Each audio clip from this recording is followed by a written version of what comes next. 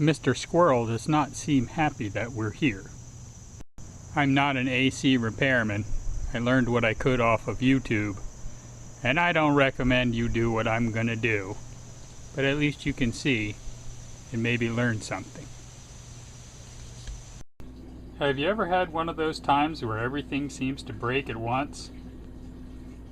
My car's down, I've pulled the fuel tank out, and before I could finish fixing that, my air conditioner went out. I've spent the last 2 hours running tests, and I've traced it backwards to the thermostat, and I think I might have found the problem. Who knew thermostats had batteries in them? I'll try cleaning this up and see if it starts to work again.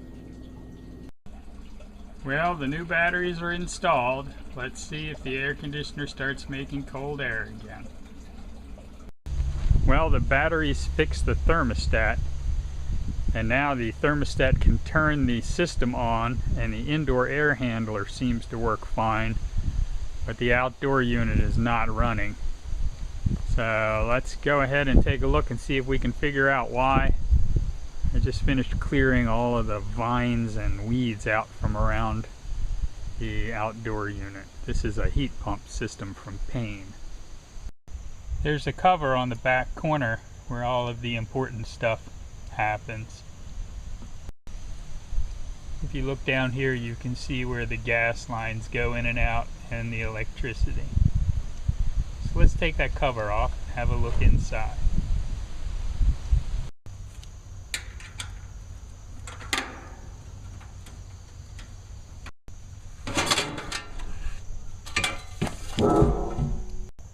This system runs on 220, and 220 can kill you if you're not careful. So if you don't know what you're doing around electricity, I don't recommend you go poking around inside one of these without pulling the disconnect. But in this case, I'm going to test for some AC voltages, so I need the system powered up. And wouldn't you know it, my meter's got dead batteries, so gonna have to go put some batteries in this thing. Okay, I'm back. Got new battery in the Fluke. My son calls this working on old man time, because I'll just wander off and do whatever I want. It doesn't matter how long it takes, and I get back to doing the work that needs to be done whenever I get to it. And that just drives him nuts, because you know, those young people, they got deadlines they gotta meet. Anyway, so let's take a look at the input to the main contactor that's supposed to turn on the outdoor unit.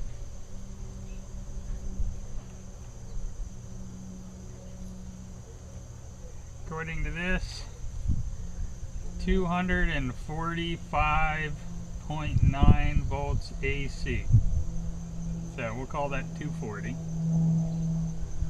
And let's look at the output.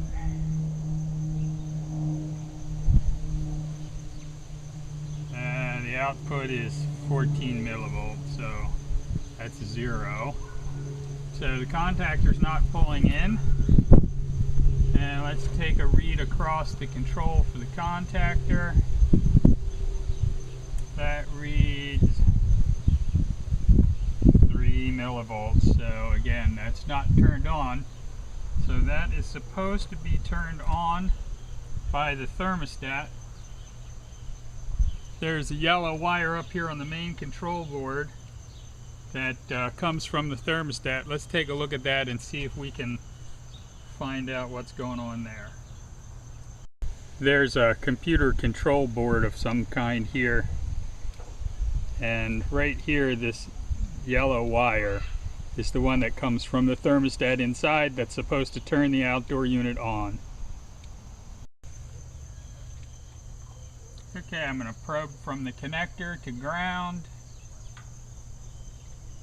and I got 80 millivolts. So that means there's no 24 volts AC coming from the thermostat inside. I have to go in and back probe the thermostat.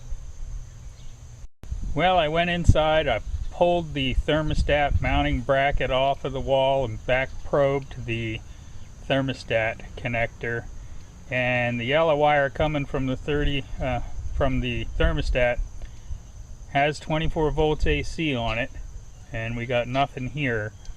So I'm guessing there's a break in the wiring, but there's one more test I can run. This particular contactor has a spot in the center of it that you can push in to engage the contactor. So I'm going to push that in and see if the system comes on. I'm going to take a chicken stick and push in that button and see if the compressor comes on.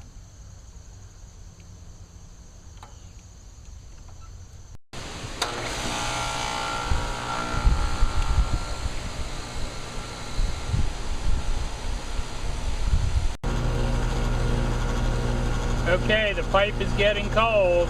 That means the outdoor unit is fine. There must be a break in the wiring between the thermostat and the outdoor unit. I guess we're going to be tracing wires. If you're an air conditioning repairman, you've probably already guessed what the problem was. The last time I worked on the system, this didn't exist. But this system is a replacement that's only about 6 years old, and it has a float switch in the condensate drain, and that switch was locking out the outdoor compressor. That's designed to keep the basement from flooding if your condensate pump fails. So I cleaned out the condensate drain, cycled the switch a few times, and everything's back to normal.